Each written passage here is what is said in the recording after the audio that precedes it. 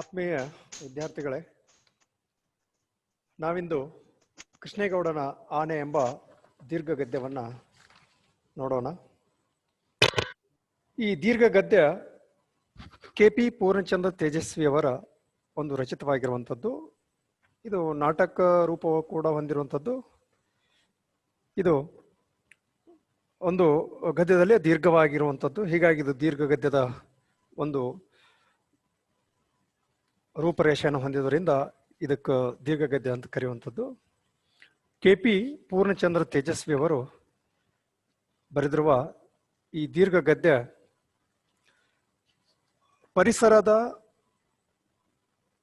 ನಡುವೆ ಹಾಗೂ ವ್ಯಕ್ತಿಗಳ ನಡುವೆ ನಡೆಯುವಂಥ ಹಲವಾರು ಕಲಹ ಕಾರಣಗಳನ್ನು ಇಲ್ಲಿ ತೋರ್ಪಡಿಸುವ ಜೊತೆಗೆ ಮನುಷ್ಯನ ಸ್ವಭಾವಗಳು ಹೇಗಿರ್ತವೆ ಮತ್ತು ಇಲ್ಲಿ ನಡೆಯುವಂಥ ಯಾವುದೇ ಘಟನೆ ಇರಲಿ ಆ ಘಟನೆಗೆ ಮೂಲ ಕಾರಣ ಯಾರಾಗಿರ್ತಾರಂದ್ರೆ ಈ ಕೃಷ್ಣೇಗೌಡನ ಆನೆನೇ ಕಾರಣ ಆಗಿರುತ್ತೆ ಅನ್ನುವಂಥದ್ದು ಕೂಡ ಇಲ್ಲಿ ಈ ದೀರ್ಘಗದಲ್ಲಿ ನಾವು ನೋಡ್ತಾ ಹೋಗ್ತೇವೆ. ಸಾಮಾನ್ಯವಾಗಿ ಈ ಕಥೆಯಲ್ಲಿ ಅಲ್ಲಿ ಬರುವಂತ ಡಿಪಾರ್ಟ್ಮೆಂಟ್ಗಳಾಗಿರ್ಬೋದು, ಯಾವುದು ಫಾರೆಸ್ಟ್ ಡಿಪಾರ್ಟ್ಮೆಂಟ್ ಆಗಿರ್ಬೋದು, ಪೋಸ್ಟ್ ಡಿಪಾರ್ಟ್ಮೆಂಟ್ ಆಗಿರ್ಬೋದು, ಎಲೆಕ್ಟ್ರಿಕಲ್ ಡಿಪಾರ್ಟ್ಮೆಂಟ್ ಆಗಿರ್ಬೋದು, ನಂತರ ಟೆಲಿಫೋನ್ ಡಿಪಾರ್ಟ್ಮೆಂಟ್ ಆಗಿರ್ಬೋದು, ಇವು ಎಲ್ಲವುಗಳ ಒಂದು ಸುತ್ತಲೇ ಹೆಣೆದಿರುವಂಥ ಒಂದು ಕತೆ ಈ ಕೃಷ್ಣೇಗೌಡನ ಆನೆ ಆಗಿದೆ. ಅಲ್ಲಿ ಬೇರೆ ಕಾಡಿನಿಂದ ಬಂದಂಥ ಆನೆಗಳು ದಾಳಿ ಮಾಡುವಂಥದ್ದು, ಆ ದಾಳಿ ಮಾಡಿದ್ರು ಸಹಿತ ಇದು ಇಲ್ಲಿ ಕೃಷ್ಣೇಗೌಡನ ಆನೆನೇ ಮಾಡ್ತತಿ ಅನ್ನೋ ಹಾಗೆ ಬಿಂಬಿತವಾಗ್ತಿರ್ತಾವೆ. ಅವ್ರು ಮಾಡುವಂಥ ಕಾರ್ಯಗಳಕ್ಕೆ ಅವರೇ ಕಾರಣರಾದ್ರು. ಈಗ ಎರಡು ಕಡೆ ಆಕ್ಸಿಡೆಂಟ್ ಆಗತ್ತೆ, ಒಂದು ಕಡೆ ಆಕ್ಸಿಡೆಂಟ್ ಆಗತ್ತೆ, ಇನ್ನೊಂದು ಕಡೆ ಆ ಸಾ ಮಿಲ್ನೊಳಗ ಕಟ್ಟಿಗೆಗಳನ್ನ ಇಳಿಸ್ಬೇಕಾದ್ರೆ ಅದು ಕಟ್ಟನ್ನು ಬಿಚ್ಚೋರೋದಿಲ್ಲ, ಅದು ಹಾಗೆ ಇಡೀ ಲಾರಿ ಮುಖೇನವಾಗಿ ಹೊರಳಿ ಬಿದ್ದಾಗ ಅದು ಕೃಷ್ಣೇಗೌಡನ ಆನೆ ಮೇಲೆ ಬರ್ತತಿ.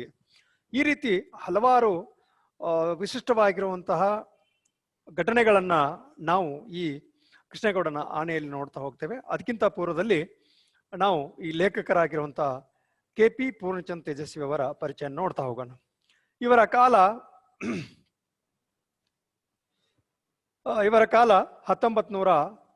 1938ರಲ್ಲಿ ಜನಿಸಿದ್ರು. 2007ರಲ್ಲಿ ಇವರು ಅಸ್ತಂಗತರಾದರು. ಕನ್ನಡ ಅಗ್ರಮಾನ ಲೇಖಕರಲ್ಲಿ ಮುಖ್ಯರಾಗಿರುವಂಥ ಇವರು ಕುವೆಂಪು ಹಾಗೂ ಹೇಮಾವತಿ ದಂಪತಿಗಳ ಮಗನಾಗಿ ಶಿವಮೊಗ್ಗ ಜಿಲ್ಲೆಯ ತೀರ್ಥಹಳ್ಳಿ ತಾಲೂಕಿನ ಕುಪ್ಪಳೆಯಲ್ಲಿ ಜನಿಸಿದರು. ಬದುಕಿದ್ದು ಚಿಕ್ಕಮಗಳೂರು ಜಿಲ್ಲೆಯ ಮೂಡಿಗೆರೆ ಸಮೀಪದ ನಿಂಬೆ ಮೂಲೆಯ ನಿರುತ್ತರದಲ್ಲಿ ಜನಿಸಿದ್ರು. ಕೃಷಿ, ಸಾಹಿತ್ಯ ಕೃಷಿ, ಕಾಫಿ, ತೋಟಗಾರಿಕೆ, ಛಾಯಾಗ್ರಹಣ, ಪುಸ್ತಕ ಪ್ರಕಾಶನ, ಶಿಕಾರಿ ಮುಂತಾದ ವೃತ್ತಿಗಳಲ್ಲಿ ತೊಡಗಿಕೊಂಡಿದ್ದಂತಹ ತೇಜಸ್ವಿ ಅವರು ನಿಜವಾದ ಅರ್ಥದಲ್ಲಿ ನಿರಂಕುಶ ಮತಿಗಳಾಗಿದ್ದಾರೆ ಅಥವಾ ನಿರಂಕುಶ ಮತಿಗಳಾಗಿರುವಂಥವರು. ಇವರು ಒಂದು ಸಾಹಿತ್ಯ ಕೃಷಿಯನ್ನು ಮಾಡಿರುವಂಥದ್ದು, ಕೃಷಿನೂ ಮಾಡಿರುವಂಥದ್ದು, ಕಾಫಿ ತೋಟಗಾರಿಕೆ ಮಾಡಿರುವಂಥದ್ದು, ಛಾಯಾಗ್ರಹಣ ಮಾಡಿರುವಂಥದ್ದು, ಪುಸ್ತಕ ಪ್ರಕಾಶನ ಹಾಗೂ ಶಿಕಾರಿ ಕೂಡ ಮಾಡಿರುವಂಥದ್ದು, ಬೇಟೆ ಕೂಡ ಅವರು ಒಂದು ವೃತ್ತಿಯಲ್ಲಿ ತಿಳ್ಕೊಂಡಿದ್ರು ಅಥವಾ ಹವ್ಯಾಸ ಅವ್ರದ್ದಾಗಿತ್ತು. ಇವರ ವಿದ್ಯಾಭ್ಯಾಸ ಮೈಸೂರು, ಶಿವಮೊಗ್ಗ ಮುಂತಾದೆಡೆ ಆಗಿದೆ. ಕನ್ನಡ ಸಾಹಿತ್ಯದಲ್ಲಿ ಸ್ನಾತಕೋತ್ತರ ಪದವಿ ಪಡೆದರು. ಸರ್ಕಾರಿ ಕೆಲಸವನ್ನ ವಲ್ಲದೆ ಕೃಷಿಯತ್ತ ಮುಖ ಮಾಡಿದವರು. ಸರ್ಕಾರಿ ಕೆಲಸವನ್ನ ತ್ಯಜಿಸಿ ಕೃಷಿ ಕಡೆ ತಾವು ಗಮನ ಹರಿಸಿದ್ರು. ಲೋಹಿಯಾರ್ ಅವರ ತತ್ವಚಿಂತನೆ, ಕುವೆಂಪು ಅವರ ಕಲಾಸೃಷ್ಟಿ, ಕಾರಂತರ ಸಾಹಿತ್ಯ ರಚನೆ ಮೇಲೆ ಗಾಢ ಪರಿಣಾಮವನ್ನು ಉಂಟು ಮಾಡಿವೆ. ಯಾರ್ಯಾರ್ದು? ಲೋಹಿಯಾರ್ ಅವರ ತತ್ವಚಿಂತನೆ ಅನ್ನುವಂಥದ್ದಾಗಿರ್ಬೋದು, ಕುವೆಂಪು ಅವರ ಆ ಕಲಾಸೃಷ್ಟಿ ಅನ್ನುವಂಥದ್ದು ಮತ್ತು ಕಾರಂತರ ಸಾಹಿತ್ಯ ರಚನೆ ಮೇಲೆ ಇವರ ಗಾಢ ಪರಿಣಾಮವನ್ನು ಇವರ ಮೇಲೆ ಬಿಂತು ಅನ್ನುವಂಥದ್ದು ನಾವು ಕಂಡ್ಕೋಬೇಕಾಗತ್ತೆ. ಆದ್ರಿಂದಲೇ ಅವರು ಜಾತ್ಯತೀತವಾದ, ವರ್ಗಾತೀತವಾದ, ಲಿಂಗಾತೀತವಾದಂತಹ ಪದಗಳನ್ನು ಗುರುತಿಸಬೇಕು. ಜಾತ್ಯತೀತ, ವರ್ಗಾತೀತ, ಲಿಂಗಾತೀತವಾದಂತಹ ಹಾಗೂ ಶ್ರೀ ಸಾಮಾನ್ಯರ ಸಮಾಜವನ್ನು ಸೃಷ್ಟಿಸುವುದನ್ನು ಇವರು ಕಾಣಬಹುದಾಗಿದೆ. ಇವರು ಕಥೆಗಳು ಬಹಳ ಬರುವಂಥದ್ದು, ಆ ಚಿತ್ರಣಗಳನ್ನು ಬಹಳ ಚೆನ್ನಾಗಿ ಕೊಡ್ತಾ ಹೋಗ್ತಾರೆ. ವಿಸ್ಮಯ, ಸೃಷ್ಟಿಯ ವಿಸ್ಮಯವನ್ನ, ನಿಗೂಢವನ್ನ ತೇಜಸ್ವಿ ಕುತೂಹಲದಿಂದ ನೋಡಬಲ್ಲರು. ಅವರ ಕಥೆಯ ವಿಚಾರಗಳನ್ನು, ಅವರ ಕಾದಂಬರಿ ವಿಚಾರಗಳನ್ನು ನೋಡಿದಾಗ ಅವರ ಈ ಸೃಷ್ಟಿಯ, ಈ ಪ್ರಕೃತಿಯ ವಿಸ್ಮಯ ನಿಗೂಢತೆ ಬಗ್ಗೆ ಮುಖಾಮುಖಿಯಾಗುವಂತ ಹಲವಾರು ವಿಚಾರಗಳನ್ನು ಕೂಡ ಅವರು ತೋರಿಸ್ತಾ ಹೋಗ್ತಾರೆ. ಇದು ಒಂದು ಕುತೂಹಲದಿಂದ ನೋಡುವಂಥದ್ದು. ಸಮಾಜ ಮತ್ತು ಪ್ರಕೃತಿ ಇವೆರಡರ ತೀವ್ರವಾದ ಮುಖಾಮುಖಿಯನ್ನ ಇವರು ತಮ್ಮ ಕೃತಿಯಲ್ಲಿ ಚಿತ್ರಿಸಿದ್ದಾರೆ. ಸಮಾಜದ ಮತ್ತು ಪ್ರಕೃತಿಯ, ನಾನು ಮೊದಲೇ ಹೇಳಿದ್ನಲ್ಲ, ಅಲ್ಲಿ ಪ್ರಕೃತಿಗೂ ಮತ್ತು ಸಮಾಜದಲ್ಲಿ ಇರುವಂತ ಈ ಜನಗಳ ಮಧ್ಯೆ ಹೇಳ್ತಾರೆ ನೋಡಿ, ಏನು ಸಮಾಜ, ಯಾವುದು ಸಮಾಜ ಮತ್ತು ಪ್ರಕೃತಿ ಇವೆರಡರ ತೀವ್ರವಾದ ಮುಖಾಮುಖಿಯನ್ನ ಇವರ ಕೃತಿಯಲ್ಲಿ ಚಿತ್ರಿಸಿದ್ದಾರೆ. ಸಮಾಜವಾದಿ ಚಳುವಳಿ, ರೈತ ಚಳುವಳಿ, ಜಾತಿ ವಿನಾಶ ಸಮ್ಮೇಳನಗಳಲ್ಲಿ ಸಕ್ರಿಯವಾಗಿ ಭಾಗವಹಿಸಿದ್ದ ತೇಜಸ್ವಿ ತಮ್ಮ ವಿಶಿಷ್ಟ ವಿನೋದಿಕ ದರ್ಶನದ ಚಿಕಿತ್ಸಕ ದೃಷ್ಟಿಯನ್ನ ಕಥೆಗಳಲ್ಲಿ ಬೀರಿದಂಥದ್ದು. ಇವರು ಸಮಾಜವಾದಿ ಚಳವಳಿಯಲ್ಲಿ ಕೂಡ ಭಾಗವಹಿಸಿದ್ದಾರೆ, ರೈತ ಚಳವಳಿಯಲ್ಲಿಗೂ ಭಾಗವಹಿಸಿದ್ದಾರೆ, ಜಾತಿ ವಿನಾಶದ ಸಮ್ಮೇಳನಗಳಲ್ಲಿ ಸಕ್ರಿಯವಾಗಿ ಇವರು ಭಾಗವಹಿಸಿ ತಮ್ಮ ವಿಶಿಷ್ಟದ ಏನು ವೈನೋದಿಕ ದರ್ಶನದ ಚಿಕಿತ್ಸಕ ದೃಷ್ಟಿಯನ್ನ ಕಥೆಗಳಲ್ಲಿ ಬೀರಿದ್ದಾರೆ ಅನ್ನುವಂಥದ್ದನ್ನು. ಆದ್ರೆ ಯಾವುದು ಸರಿ, ಯಾವುದು ತಪ್ಪು, ಯಾವುದಕ್ಕ ಅಣಿ ಆಗ್ಬೇಕು, ಸಮಾಜವನ್ನ ಯಾವ ರೀತಿ ತಿದ್ದಬೇಕು, ಈ ಎಲ್ಲ ವಿಚಾರಗಳನ್ನ ಇವರು ಹೊಂದಿದ್ರು ಅನ್ನುವಂಥದ್ದನ್ನ ಗಮನಿಸುವಂಥದ್ದು. ಇವರ ಕೃತಿಗಳ ಬಗ್ಗೆ ಹೇಳುವುದಾದ್ರೆ ಹುಲಿಯೂರಿನ ಸರಹದ್ದು, ಅಬಚೂರಿನ ಪೋಸ್ಟ್ ಆಫೀಸು, ಕಿರಗೂರಿನ ಗಯ್ಯಾಳಿಗಳು, ಪರಿಸರದ ಕತೆ, ಪಾಕಕ್ರಾಂತಿ ಮತ್ತು ಇತರ ಕಥೆಗಳು, ಇವರು ಬರೆದಿರುವಂತ ಕಥಾ ಸಂಕಲನಗಳು. ಯಾವುದಂದ್ರೆ ಹುಲಿಯೂರಿನ ಸರಹದ್ದು ಅನ್ನುವಂಥದ್ದು, ಅಬಚೂರಿನ ಪೋಸ್ಟ್ ಆಫೀಸು ಅನ್ನುವಂಥದ್ದು, ಕಿರಿಯೂರಿನ ಗಯ್ಯಾಳಿಗಳು ಅನ್ನುವಂಥದ್ದು, ಪರಿಸರದ ಕತೆ ಮತ್ತು ಪಾಕಕ್ರಾಂತಿ ಹಾಗೂ ಇತರ ಕಥೆಗಳು ಅನ್ನುವಂಥ ಇವರು ಹೊರತಂದಿರುವಂತ ಕಥಾ ಸಂಕಲನಗಳು. ಸ್ವರೂಪ, ನಿಗೂಢ ಮನುಷ್ಯರು, ಕರ್ವಾಲೋ, ಚಿದಂಬರ ರಹಸ್ಯ, ಜುಗಾರಿ ಕ್ರಾಸ್, ಮಾಯಾಲೋಕ 1, ಕಾಡು ಮತ್ತು ಕ್ರೌರ್ಯ ಅನ್ನುವಂಥವು ಇವು ಕಾದಂಬರಿಗಳು. ಇವ್ರ ಕಾದಂಬರಿಗಳು ಯಾವಂದ್ರೆ ಸ್ವರೂಪ ಅನ್ನುವಂಥದ್ದು, ನಿಗೂಢ ಮನುಷ್ಯರು, ಕರ್ವಾಲೋ, ಚಿದಂಬರ ರಹಸ್ಯ, ಜುಗಾರಿ ಕ್ರಾಸ್ ಮತ್ತು ಮಾಯಾಲೋಕ ಹಾಗೂ ಕಾಡು ಮತ್ತು ಕ್ರೌರ್ಯ ಅನ್ನುವಂಥ ಇವರ ಕಾದಂಬರಿಗಳನ್ನು ಕೂಡ ನಾವು ನೋಡ್ಬಹುದು. ಇವಷ್ಟೇ ಅಲ್ಲದೇನೆ ಬೃಹನ್ನಳೆ ಸೋಮಿಯುನ ಸೊಗತಲಹರಿ ಅನ್ನುವಂಥ ಒಂದು ಕವಿತೆ, ಯಮಳ ಪ್ರಶ್ನೆ ಅನ್ನುವಂಥ ನಾಟಕ, ವ್ಯಕ್ತಿ ವಿಶಿಷ್ಟ ಸಿದ್ಧಾಂತ ಒಂದು ಸೈದ್ಧಾಂತಿಕವಾಗಿ ಬರೆದಿರುವಂತ ಒಂದು ಬರಹ, ವಿಮರ್ಶೆ ಅನ್ನುವಂಥ ವಿಮರ್ಶಾ ಕೃತಿ, ಅಣ್ಣನ ನೆನಪುಗಳು ಅನ್ನುವಂಥ ಕುವೆಂಪು ಅವರ ಜೀವನ ಚರಿತ್ರೆ, ಕಿರಿಯರಿಗಾಗಿ ಪರಿಸರ ಅನ್ನುವಂಥದ್ದು, ಏರೋಪ್ಲೇನ್, ಚಿಟ್ಟೆ ಮತ್ತು ಇತರ ಕಥೆಗಳು ಅನ್ನುವಂಥ ಈ ಪರಿಸರದ ಬಗ್ಗೆ ಕಾಳಜಿ ಇಟ್ಕೊಂಡು ಈ ಕಥೆಗಳನ್ನು ಬರೆದಿದ್ದಾರೆ. ಮುಂತಾದ ಕೃತಿಗಳನ್ನ ಇವರು ಪ್ರಕಟಿಸಿದ್ದಾರೆ. ಅಲೆಮಾರಿನ ಅಂಡಮಾನ್ ಮತ್ತು ಮಹಾನದಿ ನೈಲ್ ಎಂಬುದು ತೇಜಸ್ವಿ ಅವರ ಪ್ರವಾಸ ಕಥನ. ಈ ಕಾಮನ್ ಆಗಿ ಜನರಲ್ ಸ್ಟಡಿ ಒಳಗೋ ಅಥವಾ ಯಾವುದೋ ಈ ಸಣ್ಣ ಪುಟ್ಟ ಎಕ್ಸಾಮ್ನೊಳಗೂ ಕೇಳಬಹುದು. ಈಗ ಅಲೆಮಾರಿ ಅಂಡಮಾನ್ ಅಂತ ಕೊಟ್ಟು ಇದು ಯಾರ ಪ್ರವಾಸಿ ಕಥನ ಅಂತ ಒಂದು ಪ್ರಶ್ನೆ ಕೇಳಬಹುದು, ಅಥವಾ ಅಲೆಮಾರಿ ಅಂಡಮಾನ ಮತ್ತು ಈ ಮಹಾನದಿ ನೈಲ್ ಅನ್ನುವಂಥದ್ದು ಯಾರ್ದು ಪ್ರವಾಸ ಕಥನ ಅಂತ ಕೂಡ ಕೇಳಬಹುದು, ಅಥವಾ ಹೊಂದಿಸಿ ಬರೆಯೋರೊಳಗೂ ಕೇಳುವಂಥದ್ದು ಇರ್ತತಿ. ಅದಕ್ಕೆ ಅಲೆಮಾರಿ ಅಂಡಮಾನ ಮತ್ತು ಮಹಾನದಿ ನೈಲ್ ಅನ್ನುವಂಥದ್ದು ಇವರ ಪ್ರವಾಸ ಕಥನ. ಕಾಡಿನ ಕಥೆಗಳ ಮಾಲಿಕೆಯ 5 ಸಂಪುಟಗಳನ್ನು ತಂದಿದ್ದಾರೆ. ಮಿಲೇನಿಯಂ ಪುಸ್ತಕ ಸರಣಿಯನ್ನ ತಂದಿರುವಂಥದ್ದು, ವೈಜ್ಞಾನಿಕ ಸಾಹಿತ್ಯ, ಪರಿಸರ ವಿಸ್ಮಯತೆ ಮಾಲಿಕೆ, ಪಕ್ಷಿ ಲೋಕ, ಹೀಗೆ ನಾನಾ ಕೃತಿಗಳನ್ನ ಈ ಪೂರ್ಣಚಂದ್ರ ತೇಜಸ್ವಿ ಅವರು ತಂದಿದ್ದಾರೆ. ಅಷ್ಟಲ್ಲದೆ ಇವರು ಕಥೆಗಳು ಎಲ್ಲೆಲ್ಲಿ ಪ್ರಯೋಗಗೊಂಡವು ಅನ್ನುವಂಥದ್ದು ಕೂಡ ಹೇಳ್ತಾರೆ. ಮರಾಠಿ, ಹಿಂದಿ, ಮಲಯಾಳಂ, ತಮಿಳು, ಇಂಗ್ಲಿಷ್, ಜಪಾನಿ ಭಾಷೆಗಳಿಗೆ ತೇಜಸ್ವಿ ಅವರ ಅನೇಕ ಕೃತಿಗಳು ಅನುವಾದಗೊಂಡಿವೆ. ಮರಾಠಿ, ಹಿಂದಿ, ಮಲಯಾಳಂ, ತಮಿಳು, ಇಂಗ್ಲಿಷ್, ಜಪಾನಿ ಈ ಎಲ್ಲ ಭಾಷೆಗಳಿಗೆ ಈ ತೇಜಸ್ವಿ ಅವರ ಅನೇಕ ಕೃತಿಗಳು ಏನಾಗ್ಬಿಟ್ಟಿದಾವೆ ಅಂದ್ರೆ ಅನುವಾದಗೊಂಡಿವೆ.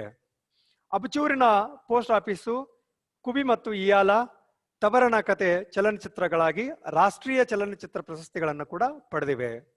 ಅಬಚೂರಿನ ಪೋಸ್ಟ್ ಆಫೀಸು ಅನ್ನುವಂಥದ್ದು, ಕುಬಿ ಮತ್ತು ಇಯಾಲ ಅನ್ನುವಂಥದ್ದು, ಮತ್ತು ಇನ್ನೊಂದು ತಬರನ ಕತೆ ಅನ್ನುವಂಥದ್ದು. ಒಬ್ಬ ತಬರ ಅನ್ನುವಂಥವನು ತನ್ನ ಪೆನ್ಷನ್ಗಾಗಿ ತಿರುಗಾಡುವಂಥದ್ದು. ಅವನನ್ನು ಎಷ್ಟು ತಿರುಗಿಸ್ತಾರೆ, ಕೊನೆಯಲ್ಲಿ ಆತನಿಗೆ ಪೆನ್ಷನ್ ಬರೋ ಸಂದರ್ಭದೊಳಗ ತನ್ನ ಇಡೀ ಒಂದು ಸಂಸಾರವೇ ಬೀದಿ ಪಾಲಾದಂತ ಸ್ಥಿತಿಗೆ ಬಂದ್ಬಿಟ್ಟಿರತ್ತೆ ಅನ್ನುವಂಥದ್ದು ಒಂದು ಕತೆ. ಇನ್ನು ಅಬಚೂರಿನ ಪೋಸ್ಟ್ ಆಫೀಸು ಅಂದ್ರೆ ಒಬ್ಬ ಕೂಲಿ ಮಾಡ್ತಿರುವಂತ ವ್ಯಕ್ತಿನ ಪೋಸ್ಟ್ ಮ್ಯಾನ್ ಅನ್ನಾಗಿ ಮಾಡ್ತಾರೆ. ಆತ ಅಲ್ಲಿಯ ವಾತಾವರಣವನ್ನ ಹೇಗೆ ತಿಳಿಗೊಳಿಸ್ತಾನೆ, ಜೊತೆಗೆ ಪೋಸ್ಟ್ ಮ್ಯಾನ್ ಅನ್ನುವಂತ ವೃತ್ತಿನೇ ಒಂದು ದೊಡ್ಡ ಉನ್ನತವಾದಂತ ವೃತ್ತಿ, ಜೊತೆಗೆ ಸೆಂಟ್ರಲ್ ಆಫೀಸ್ ಅನ್ನುವಂಥದ್ದು ಕೂಡ, ಸೆಂಟ್ರಲ್ ಡಿಪಾರ್ಟ್ಮೆಂಟ್ ಅನ್ನೋದು ಕೂಡ ಆತನಿಗೆ ಒಂದು ಹೆಮ್ಮೆ. ಈ ಚಿತ್ರಣಗಳನ್ನು ಕೂಡ ಅಲ್ಲಿಯ ವೈಶಿಷ್ಟ್ಯತೆಯನ್ನ, ಅವರ ಬರವಣಿಗೆಯ ಒಂದು ಶೈಲಿಯನ್ನು ಕೂಡ ನಾವು ನೋಡ್ಬೋದು.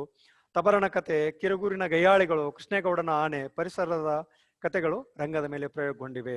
ಅಷ್ಟಲ್ಲದೆ ಇತ್ತಿತ್ತಲಾಗೂ ಕೂಡ ಬಹುಶಃ ಒಂದು 4-5 ವರ್ಷ, 2-3 ವರ್ಷ ಅಥವಾ 4 ವರ್ಷ ಆಗಿರ್ಬೋದು, ಕಿರುಗೂರಿನ ಗಯ್ಯಾಳಿಗಳು ಅನ್ನುವಂಥದ್ದು ಒಂದು ಫಿಲ್ಮ್ ಕೂಡ ಬಂದಿದೆ. ಕಿರುಗೂರಿನ ಗಯ್ಯಾಳಿ ಅನ್ನುವಂಥ ಫಿಲ್ಮ್ ಕೂಡ ಮಾಡಿದ್ದಾರೆ. ಅಲ್ಲಿ ಇರುವಂತಹ ಹೆಣ್ಮಕ್ಕಳ ಚಿತ್ರಣವನ್ನ ಕೂಡ ಅಲ್ಲಿ ಕೊಡ್ತಾ ಹೋಗ್ತಾರೆ. ಇಷ್ಟೇ ಅಲ್ಲದೆ ಕೇಂದ್ರ ಸಾಹಿತ್ಯ ಅಕಾಡೆಮಿ ಪ್ರಶಸ್ತಿ, ಪಂಪ್ ಪ್ರಶಸ್ತಿ, ರಾಜ್ಯ ಸಾಹಿತ್ಯ ಅಕಾಡೆಮಿ ಪ್ರಶಸ್ತಿ, ಶಿವರಾಮ್ ಕಾರಂತರ ಪ್ರಶಸ್ತಿ, ರಾಷ್ಟ್ರೀಯ ಸ್ವರ್ಣ ಕಮಲ್ ಪ್ರಶಸ್ತಿ, ಚಿನ್ನದ ಪದಕ, ರಾಷ್ಟ್ರೀಯ ಕಥಾ ಪ್ರಶಸ್ತಿ, ಭಾರತೀಯ ಭಾಷಾ ಪರಿಷತ್ತಿನ ಪ್ರಶಸ್ತಿ ಮುಂತಾದ ಪುರಸ್ಕಾರಗಳಿಗೆ ತೇಜಸ್ವಿ ಅವರು ಭಾಜನರಾದರು. ಕೇಂದ್ರ ಸಾಹಿತ್ಯ ಅಕಾಡೆಮಿಯ ಪ್ರಶಸ್ತಿಯನ್ನು ಪಡ್ಕೊಂಡಿದ್ದಾರೆ, ಪಂಪ್ ಪ್ರಶಸ್ತಿಯನ್ನು ಕೂಡ ಪಡ್ಕೊಂಡಿದ್ದಾರೆ, ರಾಜ್ಯ ಸಾಹಿತ್ಯ ಅಕಾಡೆಮಿ ಪ್ರಶಸ್ತಿಯನ್ನ ಪಡೆದುಕೊಂಡಿರುವಂತದ್ದು, ಶಿವರಾಮ್ ಕಾರಂತರ ಪ್ರಶಸ್ತಿ, ರಾಷ್ಟ್ರೀಯ ಸ್ವರ್ಣ ಕಮಲ್ ಪ್ರಶಸ್ತಿ, ಚಿನ್ನದ ಪದಕವನ್ನು ಕೂಡ ಪಡೆದಿದ್ದಾರೆ, ರಾಷ್ಟ್ರೀಯ ಕಥಾ ಪ್ರಶಸ್ತಿಯನ್ನು ಕೂಡ ಪಡ್ಕೊಂಡಿದ್ದಾರೆ, ಭಾರತೀಯ ಭಾಷಾ ಪರಿಷತ್ತಿನ ಪ್ರಶಸ್ತಿ ಕೂಡ ಇವರು ಪಡ್ಕೊಂಡಿದ್ದಾರೆ. ಈ ರೀತಿಯಾಗಿ ಇವರಿಗೆ ಪುರಸ್ಕಾರಗಳು ದೊರೆತಿವೆ. ಇಷ್ಟು ಲೇಖಕರಾಗಿರುವಂತಹ KP ಪೂರ್ಣಚಂದ್ರ ತೇಜಸ್ವಿ ಅವರ ಒಂದು ಸಂಕ್ಷಿಪ್ತವಾದಂತಹ ಪರಿಚಯವನ್ನು ನಾವು ಮಾಡ್ಕೊಂಡಿವಿ. ಇನ್ನ ಈ ಕಥೆಯ ಆಶಯ ಏನಿದೆ, ಕೃಷ್ಣೇಗೌಡನ ಆನೆಯ ಕಥೆ ಇದೆಯಲ್ಲ, ದೀರ್ಘಗದೆ ಇದೆಯಲ್ಲ, ಈ ಕಥೆಯ ಆಶಯ ಏನಿದೆ ಅನ್ನುವಂಥದ್ದನ್ನು ನೋಡೋದಾದ್ರೆ, ಶ್ರೀಯುತ KP ಪೂರ್ಣಚಂದ್ರ ತೇಜಸ್ವಿ ಅವರು ಬರೆದಿರುವಂತಹ ಈ ಕೃಷ್ಣೇಗೌಡನ ಆನೆ ಅನ್ನುವಂತಹ ನೀಳ್ಗತೆಯು ಅವರ ಅತ್ಯಂತ ಒಂದು ಮಹತ್ವದ ರಚನೆಗಳಲ್ಲಿ ಒಂದಾಗಿದೆ. ಆನೆಯ ನೆಪದಲ್ಲಿ, ನಾನು ಮೊದಲೇ ಹೇಳಿರುವ ಹಾಗೆ, ಆನೆಯ ನೆಪದಲ್ಲಿ ಊರಿನಲ್ಲಿ ನಡೆಯುವಂತಹ ಎಲ್ಲ ದುರಂತ ಘಟನೆಗಳಿಗೆ ವಿಚಿತ್ರವಾದ ಸಂಬಂಧಗಳು ಬೆಳೆದು ನಿಗೂಢವಾದ ಮನುಷ್ಯ ಮತ್ತು ಪರಿಸರದ ನಡುವೆ ವಿಷಮತೆಗೆ ಕಾರಣವಾಗತ್ತೆ. ಒಂದು, ಆ ಊರಿನಲ್ಲಿ ಏನೋ ತೊಂದರೆ ಆಯ್ತು ಅಂದ್ರೆ, ದುರಂತ ಘಟನೆ ನಡೀತು ಅಂದ್ರೆ ಅದಕ್ಕ ಆನೆನ ಕಾರಣ ಅನ್ನುವಂಥ ರೀತಿ ಒಳಗ ಒಂದು ವಿಚಿತ್ರವಾದಂತ ಸಂಬಂಧಗಳು ಬೆಳೆದು ನಿಗೂಢವಾದಂತಹ ಮನುಷ್ಯ ಮತ್ತು ಪರಿಸರದ ನಡುವೆ ಏನಾಗತ್ತೆ, ವಿಷಮತೆಗೆ ಉಂಟಾಗ್ತದೆ. ಸಾಮಾಜಿಕ ಸನ್ನಿವೇಶದ ಮುಖವನ್ನ ಕೃಷ್ಣೇಗೌಡನ ಆನೆ ಕಥೆಯು ಚಿತ್ರಿಸುತ್ತದೆ. ಸಾಮಾಜಿಕವಾದಂತಹ ಒಂದು ಸನ್ನಿವೇಶದ ಮುಖವನ್ನ ಕೃಷ್ಣೇಗೌಡನ ಆನೆ ಏನ್ ಮಾಡುತ್ತೆ, ಇಲ್ಲಿ ಚಿತ್ರಿಸುತ್ತೆ. ಬದುಕಿನ ಗಂಭೀರ ಕಾಳಜಿಯನ್ನ ಮತ್ತು ಕಾಣದ ಕ್ಷುದ್ರ ರಹಸ್ಯಗಳನ್ನ ಪತ್ತೇದಾರಿ ರೀತಿಯಲ್ಲಿ ಕಾಣಿಸುವ ನೆಲೆ ಈ ಕಥೆಯಲ್ಲಿದೆ. ಒಂದಿಷ್ಟು ಗಂಭೀರವಾಗಿರುವಂತಹ ಒಂದು ರಹಸ್ಯದಾರಿಯಾದಂತಹ ಕ್ಷುದ್ರತೆ ಅಂದ್ರೆ ಏನು ಇಲ್ಲದೆ ಇರುವಂತಹ ಒಂದು ರಹಸ್ಯತೆಯನ್ನ ಪಡ್ಕೊಂಡು ಪತ್ತೆ ಮಾಡುವಂತ ನೆಲೆ ಒಳಗ ಇಲ್ಲಿ ಕತೆ ಮುಂದುವರೆಯುತ್ತೆ. ಇಲ್ಲಿ ಬರುವಂತ ಆನೆಯನ್ನ ಮೇಂಟೈನ್ ಮಾಡ್ತಿರುವಂತವನು, ಆನೆಯನ್ನ ನೋಡ್ಕೊಂಡು ಹೋಗ್ತಿರುವಂತವನು, ಅಂದ್ರೆ ಆನೆಯನ್ನ ಪಳಗಿಸಿ ಅದರಿಂದ ಕೆಲಸ ಮಾಡಿಸುವಂತವನು ಯಾರು ಅಂದ್ರೆ ಮಾವುತ. ಆ ಮಾವುತ ಯಾರು ಅಂದ್ರೆ ವೇಲಾಯುಧ, ಫಾರೆಸ್ಟ್ ಆಫೀಸರ್ ಆಗಿರುವಂತ ನಾಗರಾಜ, ತಿಪ್ಪಣ್ಣ ಎಲೆಕ್ಟ್ರಿಕಲ್ ಡಿಪಾರ್ಟ್ಮೆಂಟ್ನವನು, ತಿಪ್ಪಣ್ಣ KB ಕೆಲಸ ಮಾಡ್ತಿರುವಂತವನು, ಇನ್ನು ಡ್ರೈವರ್ ಅಬ್ಬಾಸ, ಕ್ಲೀನರ್ ಕೃಷ್ಣ, ಸುಬ್ಬಣ್ಣನ ಮೇಕೆಗಳು. ಅಲ್ಲಿ ಈ ಸಾವಿಗೆ ಕಾರಣ ಆಗ್ತಾರೆ ಇವರೆಲ್ಲ. ಯಾರು? ವೇಲಾಯುಧ ಸಾಯ್ತಾನೆ, ಫಾರೆಸ್ಟ್ ಡಿಪಾರ್ಟ್ಮೆಂಟಿನ ಆಫೀಸರ್ ಆಗಿರುವಂತ ನಾಗರಾಜ್ ಸಾಯ್ತಾನೆ, ಇನ್ನ ಯಾವ್ದದು ವಿದ್ಯುತ್ ಇಲಾಖೆಯ ತಿಪ್ಪಣ್ಣ ಸಾವನ್ನ ಹೊಂತಾನೆ, ಇನ್ ಡ್ರೈವರ್ ಅಬ್ಬಾಸ್ ಮತ್ತು ಕ್ಲೀನರ್ ಕೃಷ್ಣ ಅವರು ಸಾವನ್ನ ಹೊಂದುವಂಥದ್ದು. ಈ ಎಲ್ಲವುಗಳನ್ನ ಚಿತ್ರಿಸುವಂತದ್ದು ಒಂದು ವಿಶಿಷ್ಟ ರೀತಿಯಲ್ಲಿ ಇದು ಕತೆ ನಡೆಯುತ್ತೆ.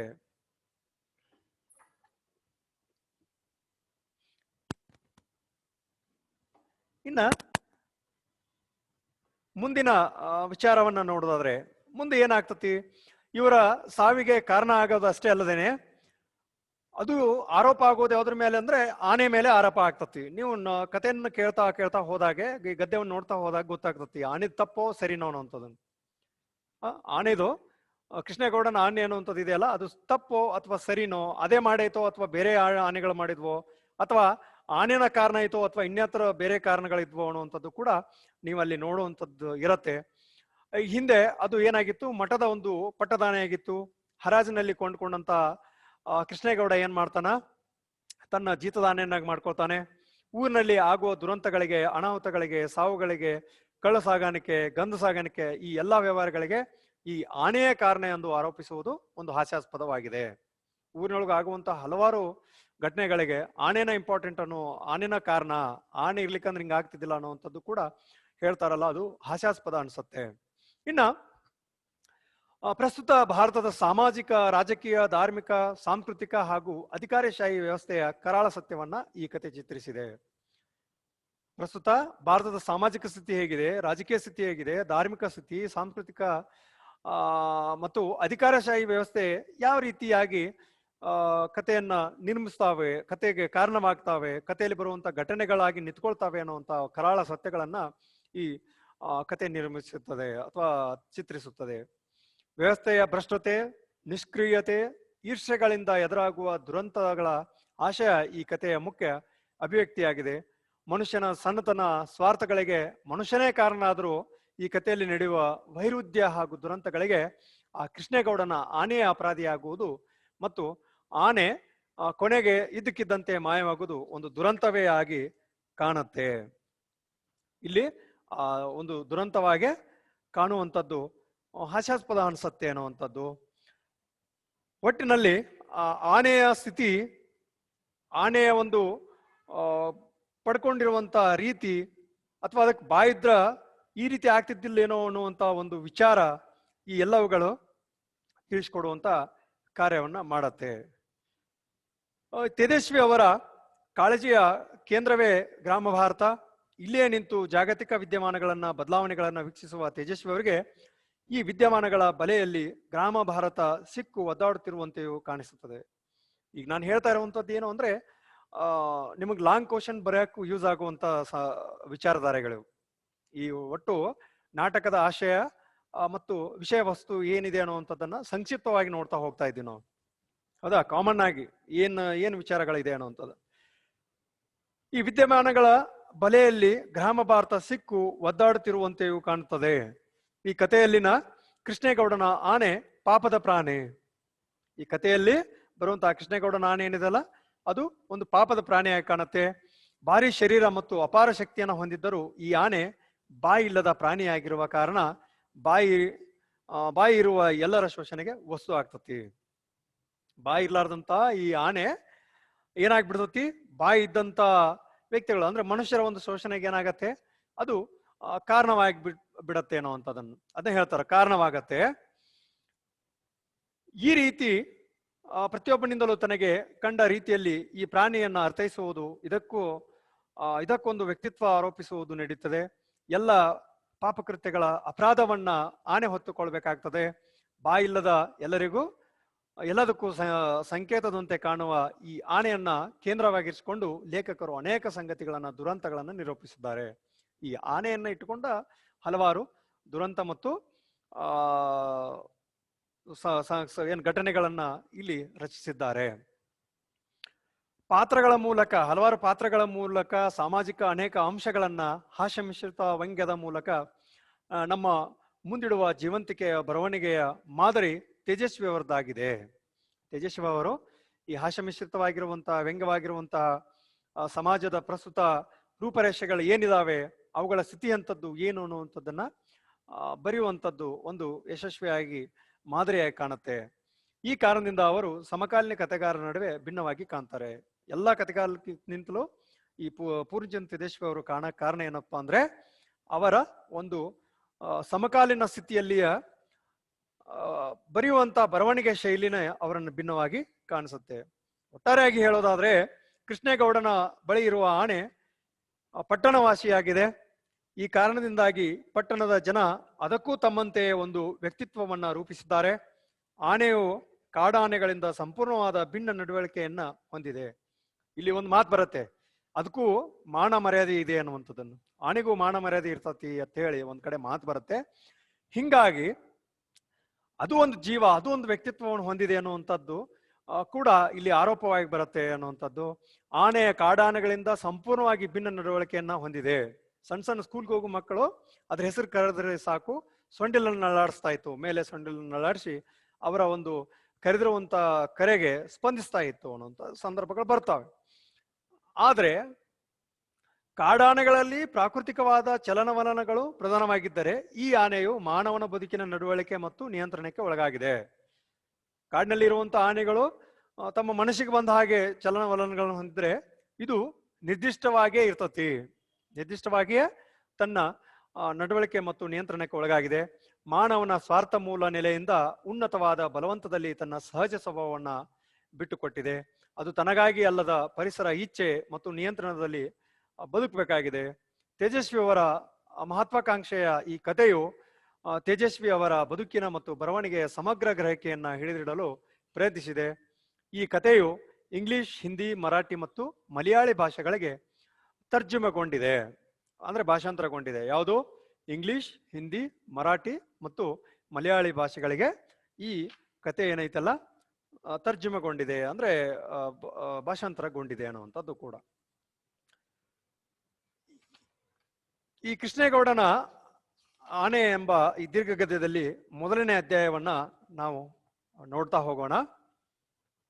ಎಲ್ಲರಿಗೆ ಕೇಳ್ತಾ ಇದೆ ಅಲ್ಲ?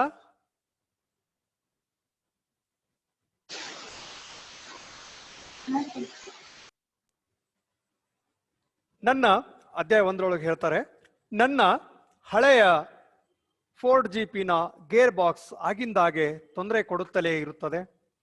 ಅದನ್ನ ನಾನು ಸದಾ ರಿಪೇರಿ ಮಾಡುತ್ತಿರುವುದು ನೋಡಿ ಕೆಲವರು ಹಳೆಯ ಮಿಲಿಟರಿ ಜೀಪುಗಳ ಹಣೆ ಬರವೇ ಇಷ್ಟು. ಅದರ ಗೇರ್ ಬಾಕ್ಸ್ ತೆಗೆದು ಹಾಕಿ ಹೊಸ ಮಾಡೆಲ್ಲಿನ ವಿಲ್ಲರ್ಸ್ ಜೀಪ್ ಗೇರ್ ಬಾಕ್ಸ್ ಜೋಡಿಸಿ ಬಿಡು ಎಂದು ಸಲಹೆ ಮಾಡಿದರು. ಆದರೆ ನನಗೆ ಈ ಪುರಾತನ ಕಾಲದ ಜೀಪಿನ ಹಳೆಯ ಭಾಗಗಳನ್ನ ಬದಲಿಸಿ ಅದರ ಒರಿಜಿನಾಲಿಟಿ ಹಾಳು ಮಾಡುವುದು ಸರಿ ತೋರಲಿಲ್ಲ.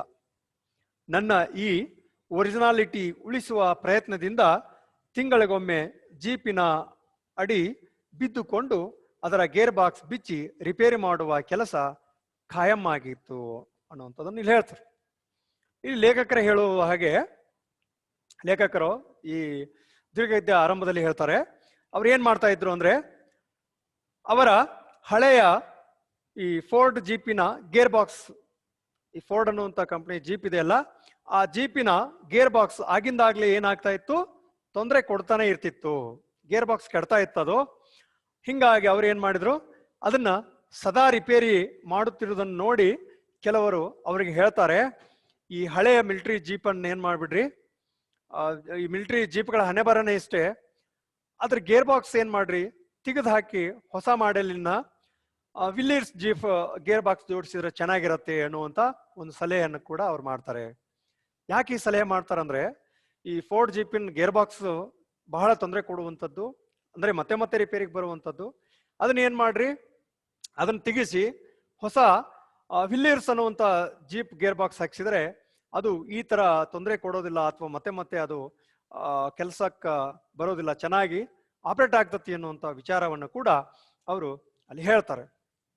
ಆದ್ರೆ ಮುಂದೆ ಇವ್ರು ಹೇಳ್ತಾರ, ಆದ್ರೆ ನನಗೆ ಈ ಪುರಾತನ ಕಾಲದ ಜೀಪಿನ ಹಳೆ ಭಾಗವನ್ನ ಬದಲಿಸಿ ಅದರ ಒರಿಜಿನಾಲಿಟಿ ಹಾಳು ಮಾಡುವುದು ಸರಿ ತೋರ್ಲಿಲ್ಲ.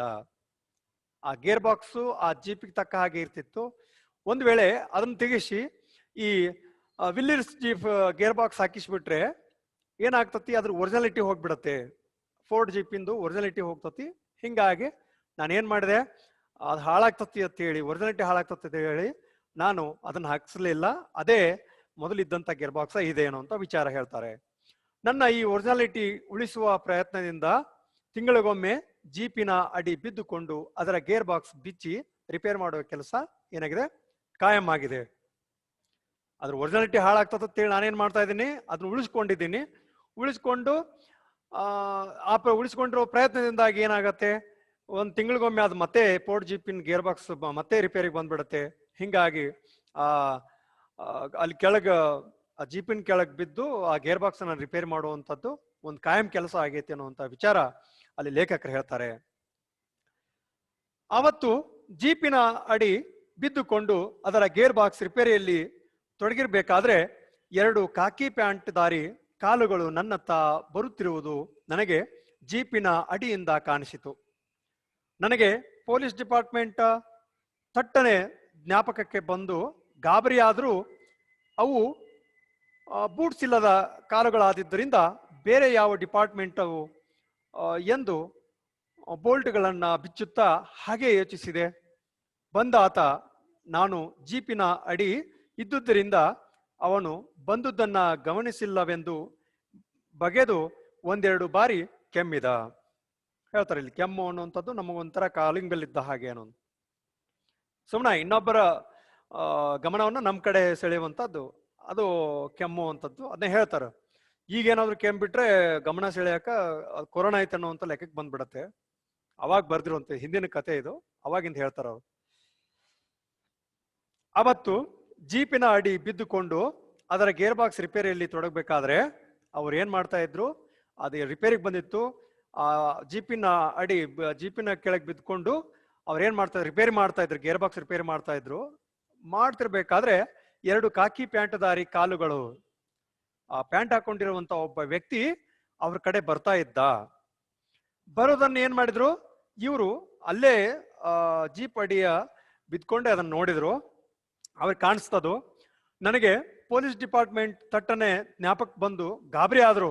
ಹೇಳ್ತಾರ ಅವ್ರು, ನನಗ ಪೊಲೀಸ್ ಡಿಪಾರ್ಟ್ಮೆಂಟ್ ತಟ್ಟನೆ ಜ್ಞಾಪಕಕ್ಕೆ ಬಂದು ಗಾಬರಿ ಆದ್ರು.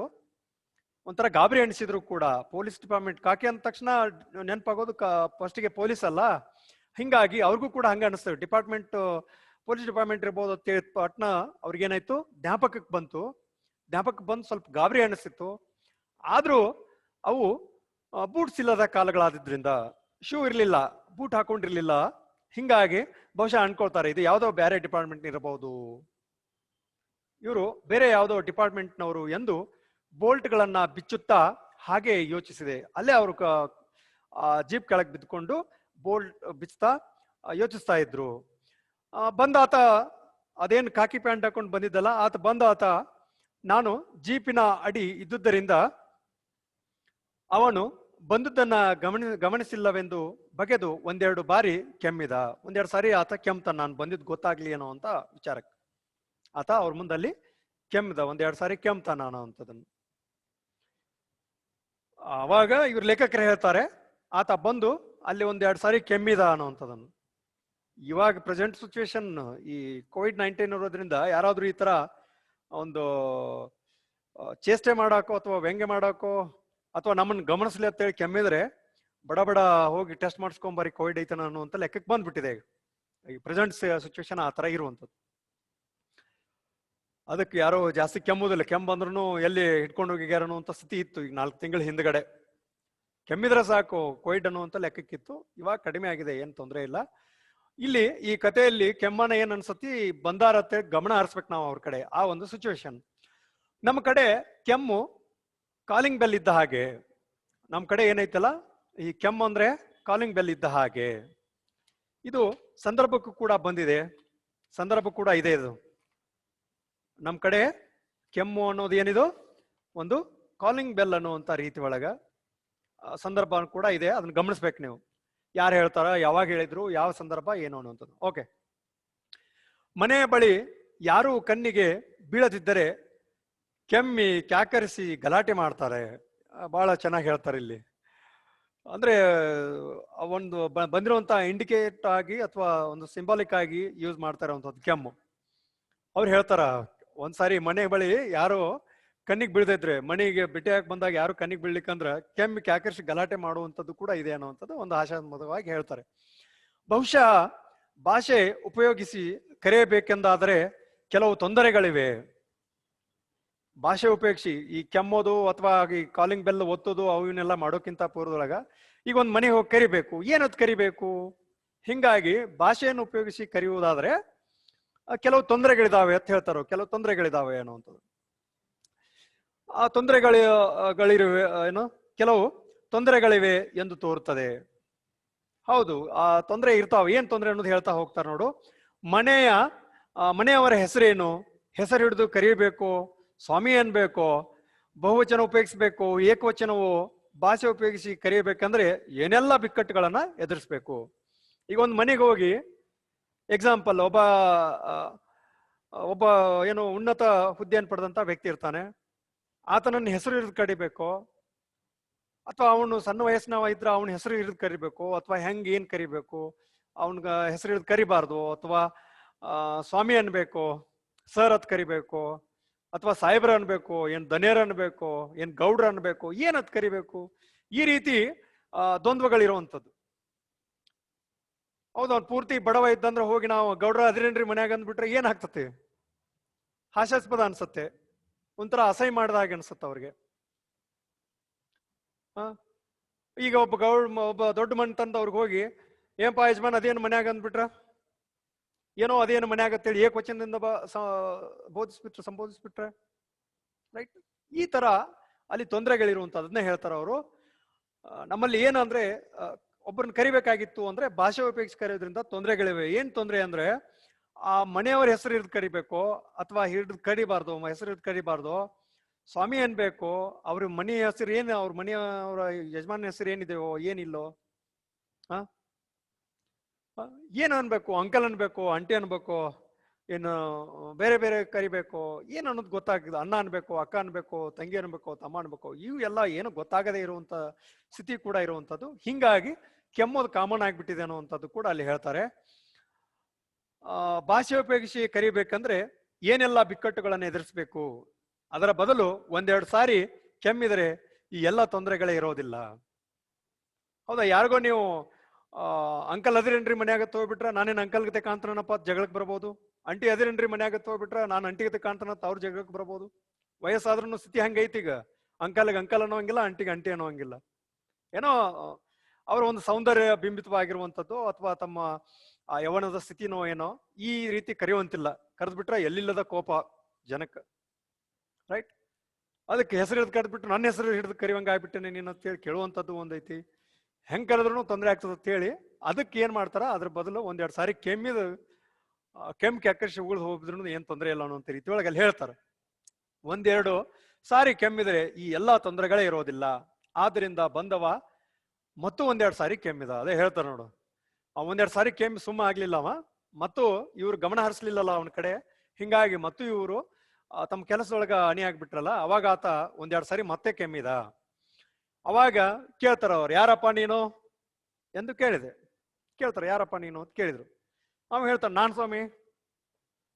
ಸ್ವಾಮಿ ಹೇಳ್ತಾನ. ಅವ್ನು ಗೊತ್ತಿರುವಂತ ಪರಿಚಯ ಇರುವಂತವನೇ, ಬಟ್ ಯಾರು ಅನ್ನೋದು ಬರೀ ಕಾಲ್ ನೋಡಿ ಹೆಂಗ್ ಹೇಳಕ್ ಸಾಧ್ಯ ಇದೆ? ಕಾಕಿ ಪ್ಯಾಂಟ್ ಹಾಕೊಂಡ್ ಬಂದ್ಬಿಟ್ಟಾನ. ಯಾವ ಡಿಪಾರ್ಟ್ಮೆಂಟ್? ಏನು ಪೋಸ್ಟ್ ಆಫೀಸ್ನಾವ್ ಅನ್ಬೇಕೋ, ಅಥವಾ ಎಲೆಕ್ಟ್ರಿಕಲ್ನಾವ್ ಅನ್ಬೇಕೋ, ಅಥವಾ ಫಾರೆಸ್ಟ್ನಾವ್ ಅನ್ಬೇಕೋ, ಅಥವಾ ಟೆಲಿಫೋನ್ನಾವ್ ಅನ್ಬೇಕು, ಯಾರು ಅನ್ಬೇಕು? ಒಟ್ರು ಕಾಕಿನ ಹಾಕಿರ್ತಾರಲ್ಲ. ಹಿಂಗಾಗಿ ಯಾರಪ್ಪ ನೀನು ಅಂತ ಕೇಳ್ತಾರೆ. ಕೇಳಿದಾಗ ನಾನು ಸ್ವಾಮಿ ಅಂತ ಹೇಳ್ತಾನೆ. ಮುಂದುವರೆದು, ನಾನು ಅಂದ್ರೆ ಯಾರಪ್ಪ? ನನಗೆ ಇಲ್ಲಿ ನಿನ್ನ ಕಾಲು ಮಾತ್ರ ಕಾಣೋದು. ನಾನು ಅಂದ್ರೆ ಯಾರಪ್ಪ? ನಾನು ನಿನ್ನ ಮುಖ ನೋಡಿಲ್ಲ, ಗೊತ್ತಂಗಾಗ್ಬೇಕು, ಕಾಲು ಮಾತ್ರ ಕಾಣ್ತಾ ಇದೆ ಅಂತ ಹೇಳ್ತಾನೆ. ನಾನು ಲೈನ್ಮನ್ ಸ್ವಾಮಿ ಅಂತ ಹೇಳ್ತಾನ ಅವನು. ನೋಡ್ರಿ, ಲೈಮನ್ ಅಂದ್ರೆ ಮತ್ ಬೇರೆ ಬೇರೆ ಲೈಮನ್ ಇರ್ತಾರಲ್ಲ, ಬೇರೆ ಜನ ಇರುವಂತದ್ದು. ಅದಕ್ಕೆ ಅವಾಗ ಕೇಳ್ತಾನ, ಯಾರು ಲೈಮನ್? ತಿಪ್ಪಣ್ಣ ಏನಯ್ಯ ಅಂತೇಳಿ ಆ ಲೇಖಕರು ಆತನ ಕೇಳ್ತಾನ. ನಾನು ಲೈಮನ್ ಅಂತ ಹೇಳಿದಾಗ, ಯಾರು ಲೈಮನ್ ತಿಪ್ಪಣ್ಣ ಏನಯ್ಯ ಅಂತ ಹೇಳಿ ಅವ್ರು ಪ್ರಶ್ನೆ ಮಾಡ್ತಾರ.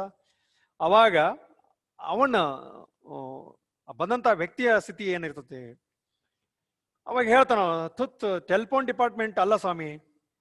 ಅವನು ಒಂಥರ ಬೇಸರ ಮಾಡ್ಕೊಂಡು ಹೇಳುವಂತ, ಈ ಟೆಲಿಫೋನ್ ಡಿಪಾರ್ಟ್ಮೆಂಟ್ ಅಲ್ಲ ನಮ್ದು, ನಾವು ಕರೆಂಟ್ನವರು, ನಾನು ಲೈನ್ಮನ್ ದುರ್ಗಪ್ಪ ಸ್ವಾಮಿ ಅಂತ ಹೇಳ್ತಾನ ಅವನು. ಒಂದು ಭಾವಪೂರಿತನಾಗಿ ಹೇಳುವಂಥದ್ದು. ಟೆಲಿಫೋನ್ ಡಿಪಾರ್ಟ್ಮೆಂಟ್ ಅಲ್ಲ, ನಾನು ಬಂದಿರೋದು ಯಾವುದು ಕರೆಂಟ್ನವನು, ಲೈನ್ಮನ್ ದುರ್ಗಪ್ಪ ಅಂತ ಹೇಳಿ ಆ ವ್ಯಕ್ತಿ ಅಲ್ಲಿ ಹೇಳ್ತಾನೆ. ಅದ್ಯಾಕೆ ಟೆಲಿಫೋನ್ ಡಿಪಾರ್ಟ್ಮೆಂಟ್ಗೆ ಅಂತೀಯ? ಅವ್ರನ್ನ ಕಂಡ್ರೆ ನಿಮಗಾಗೋಲ್ವಲ್ಲ ಹೇಳ್ತಾರ. ಇಬ್ಬರದು ಕೆಲಸ ಕಂಬ ಹತ್ತೋದು ತಾನೆ ಇಲ್ಲಿ ಕೇಳುವಂಥದ್ದು. ಅದ್ಯಾಕೆ ಹಂಗೆ ಉರ್ದು ಬೀಳ್ತೀಯ? ಈ ಟೆಲಿಫೋನ್ ಡಿಪಾರ್ಟ್ಮೆಂಟ್ ಅಂದ್ರೆ ಅಷ್ಟ್ಯಾಕೆ ಸಿಟ್ ಮಾಡ್ಕೊಳ್ತೀಯ, ಅಷ್ಟ್ಯಾಕೆ ಅವ್ರಿಗೆ ಅಂತೀಯ? ಅವ್ರನ್ನ ಕಂಡ್ರೆ ನಿಮಗೆ ಆಗೋಲ್ವಲ್ಲ ಅಂತ ಪ್ರಶ್ನೆ ಮಾಡ್ತಾರ. ಅವ್ರನ್ನ ಕಂಡ್ರೆ ಯಾಕೆ ಆಗೋದಿಲ್ಲ ನಿಮಗೆ ಅಂತ ಮುಂದೆ ಗೊತ್ತಾಗ್ತದ, ಅದು ಯಾಕೆ ಆಗೋದಿಲ್ಲ ಏನೋ ಅನ್ನೋಂಥದ್ದು ಹೇಳ್ತಾ ಹೋಗ್ತಾರೆ. ಇಬ್ಬರದು ಕೆಲಸ ಒಂದೇ ಅಲ್ಲನು, ಕಂಬ ಹತ್ತುದೆ, ಯಾಕೆ ಅವ್ರ ಕಂಡ್ರೆ ಯಾಕೆ ಆಗೋದಿಲ್ಲ ಅನ್ನೋ ಅಂತ ಮಾತನಲ್ಲಿ ಹೇಳ್ತಾರ. ಅವಾಗ ಮತ್ತೆ ಮುಂದುವರೆದ ದುರ್ಗಪ್ಪ ಹೇಳ್ತಾನ, ಅದೊಂದು ತರಲೆ ಡಿಪಾರ್ಟ್ಮೆಂಟ್ ಅಲ್ವಾ ಸರ್? ನಮ್ ತಂತಿ ಹತ್ರ ತಂತಿ ತರಬ್ಯಾಡ್ರಿ, ಟೆಲಿಫೋನ್ ಗೊರ ಅನ್ನುತ್ತೆ, ಹಾಗೆ ಹೀಗೆ ಅಂತೆಲ್ಲ ದಿನ ನಮ್ ಜೊತೆ ಪುಕಾರು ತೆಗಿತಾನೆ ಇರ್ತಾರೆ. ನಾವ್ ಹೇಳ್ತಾನ, ಅದೊಂದು ತರಲೆ ಡಿಪಾರ್ಟ್ಮೆಂಟ್. ಅದು ಯಾವುದು? ಈ ಟೆಲಿಫೋನ್ನವ್ರದ್ದು.